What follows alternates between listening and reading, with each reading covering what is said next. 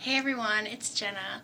Sorry it has been so long. It's been 6 months since my last upload. I can't even believe it. I am almost 9 months post-op. I'm about 8 months and 3 weeks post-op, so almost 9. I cannot believe it. When I started my journey, I weighed 347 pounds. I am now down to 222, which is a loss of 127-ish pounds, give or take, which is really good. My last fill was April 4th, and when I went back on August 4th, 4 months later, I had lost 42 pounds, so that's about 10 pounds a month. And my surgeon was amazed at my progress, that I'm doing so well, better than most of his patients. He's very pleased with me, and I am very equally pleased with myself, to be honest. I can't believe it, but looking back, like, failure was never an option for me. I always knew I was going to succeed. Like, I've really stuck to it, and I'm just really proud of myself. For those of you who have had your surgery, and those of you who are anticipating, you might wonder what a person who's 9 months post-op is eating. I have a small list of foods that I completely stay away from, and a small list of foods that I pretty much eat over and over again because it's just easier for me, because I know what works and what doesn't. I get these little snack pack tuna and crackers. They have a lot of protein, some carbs, kind of a lot of calories because the crackers, but when I'm eating 2 to 3 meals a day, I need the calories. I also eat a lot of string cheese. I found these chicken voila, chicken pot pie flavored little things that you make on the stove, and they're very good, and they have vegetables. I do those, but sometimes I can't do vegetables. It just kind of depends. I eat oatmeal or cream of wheat for breakfast every morning. I know it's considered a liquid, but my band's real tight in the morning, and sometimes I even have trouble eating that, and it's a liquid. So that's pretty much my morning. Other than that, I do a lot of baked potatoes. Occasionally I love fettuccine alfredo, but I can only eat it within reason, so I'll get a little bit of that. I do a lot of tuna, honestly. That's pretty much my main food. Occasionally I'll do some chicken, but sometimes I have trouble with it. It just kind of depends on the day. Foods that I can't eat anymore are red meat, like steak, burgers. I can't do bread at all. Occasionally I'll be able to do wheat bread if it's toasted, but it's kind of hit or miss, and I'd rather just stay away from it than get sick. I can't eat pasta unless it's like fettuccine or spaghetti type noodles. If it's like ravioli or that kind, I can't do it. Let me think, what else? I have a sweet tooth, and I found I can't really do cake too well, or anything really like that. It just kind of, it doesn't necessarily get stuck, but it just doesn't feel right. I think I've talked about sliming before, which is when you eat too fast or eat the wrong thing and it gets kind of stuck in your band, and you get really bad acid reflux, and then you just spit. You just have tons of spit in your mouth, and you either swallow it or spit it out. For me, I spit it out.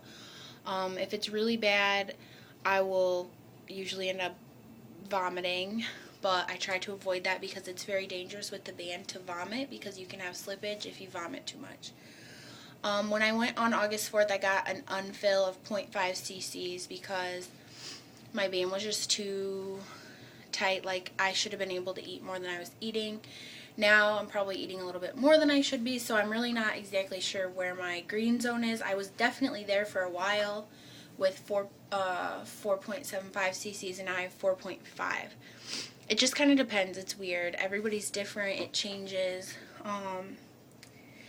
I had my 21st birthday on July 20th, so that was an experience I was a little nervous about because of my band, but I mean, I enjoyed my birthday. I had a good time.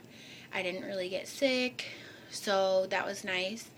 Um, let's see. I have a list of things I want to talk about.